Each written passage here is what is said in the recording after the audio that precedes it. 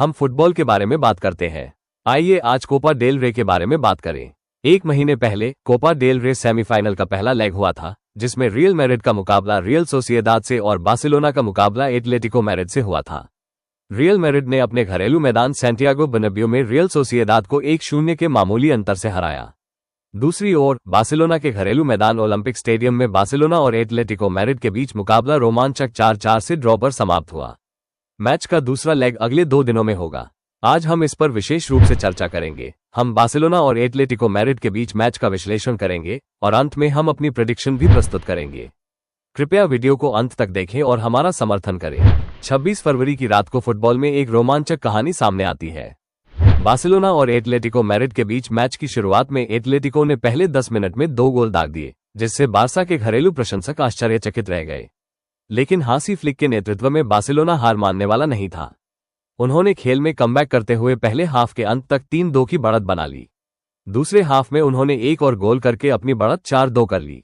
लेकिन कहानी अभी खत्म नहीं हुई है। खेल में केवल 15 मिनट शेष रहते एटलेटिको ने बार्सा के साथ बिल्ली और चूहे का खेल खेला।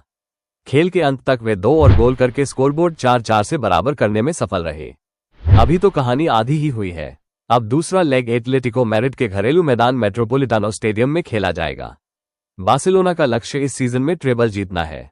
ला लीगा में शीर्ष पर चल रहे बार्सा का सामना चैंपियंस लीग के क्वार्टर फाइनल में जर्मन क्लब बोरुसिया डॉर्टमुंड से होगा।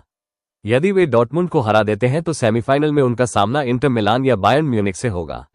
अब वे कोपा डेल रे ट्रॉफी जीतने से सिर्फ 2 मैच दूर है। यदि वे दूसरे लेग के मैच में एटलेटिको को हरा पाते हैं तो फाइनल में उनका मुकाबला रियल मैड्रिड या रियल सोसिएदाद से होगा। दूसरी ओर एटलेटिको मैड्रिड चैंपियंस लीग से बाहर हो गया है।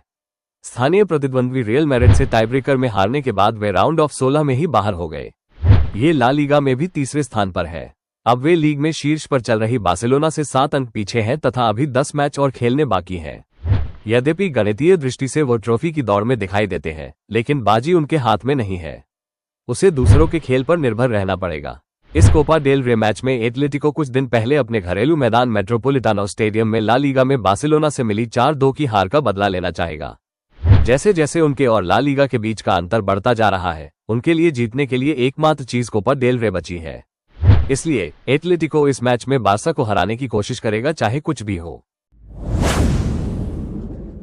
यदि मुझे इस खेल के बारे में कोई प्रेडिक्शन करनी पड़े तो मुझे एटलेटिको मैड्रिड के प्रशंसकों से माफी मांगनी होगी, क्योंकि ऐसे क्रूशियल मोमेंट में हांसी फ्लिक के नेतृत्व वाली टीम को हराना आसान नहीं होगा। इसलिए बार्सिलोना 3-1 गोल के अंतर से जीत सकता है। आज के लिए बस इतना ही। मिलते हैं अगले वीडियो में। धन्यवाद।